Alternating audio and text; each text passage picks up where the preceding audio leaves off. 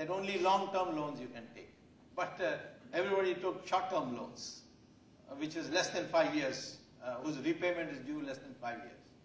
And industrial boom came. In fact, during Rajiv Gandhi's time, our industrial sector was growing at 14% and all that. It was a tremendous, because all new machines came and the spare parts came. The whole industry got refurbished, and so industrial growth rate picked up. But then at the end of 5 years, and unfortunately it coincided with when I became minister, all these became due for payment.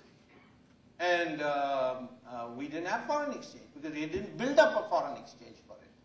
So when you had debt, it better be long-term, or largely long-term. India, unfortunately, used to have only 4% earlier. Now it's gone up to a pretty high number of 20%. And that's danger, because anything over 15% is to be considered as a danger.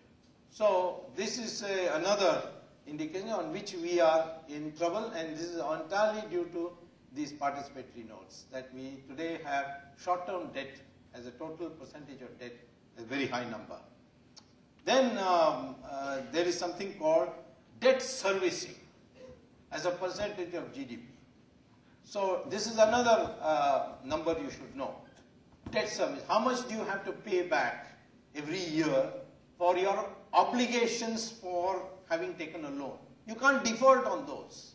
If you default on those, your name will get spoiled and nobody will give you fresh loans. So that percentage is about 16% for India.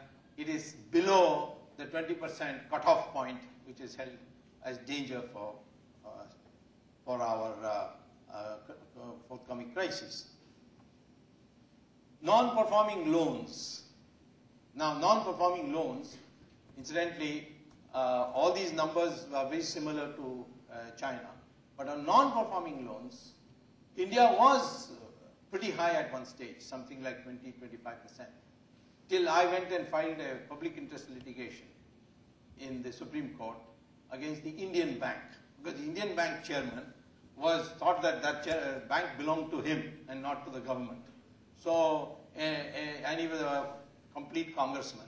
So anybody wrote, one or two key congressmen like Mr. G.K. Mopanar and Chidambaram, etc., they would write on a piece of paper, give this man a loan, and he will come with that chit and give it. And the bank manager, the bank chairman would say to the bank manager, relevant bank manager, give him the loan.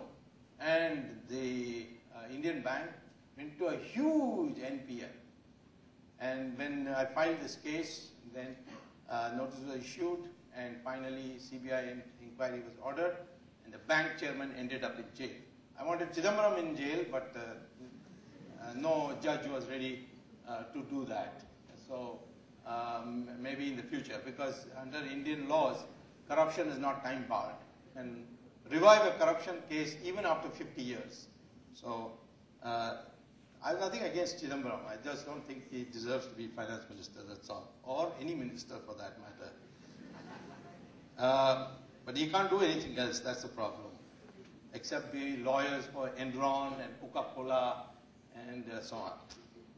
Anyway, this is after that case, a strict crackdown came, and so many people were caught and so on.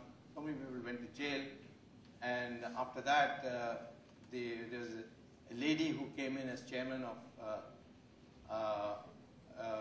some Ranjana something, isn't it? And she did a lot of cleanup job. And today, Indian Bank is having a non-NPL of only 2%. That is non-performing loans. That is loans which have not been, whose interest rates have not been paid for more than 4 months. Indian Bank and most Indian banks today are doing very well as far as NPL is concerned. But China, the NPL is running at 50%. And the banks have eaten all their capital. So every year, there's a huge transfer from the state budget to the banks. And China cannot close down these banks, because if you close down these banks, then what will happen is that they will not be able to give those loans. Who do they give these loans to which are not repaid? to the big public sector, which the Chinese call as state-owned enterprises. These big public sectors are guzzlers of money. But the Chinese cannot close down these state-owned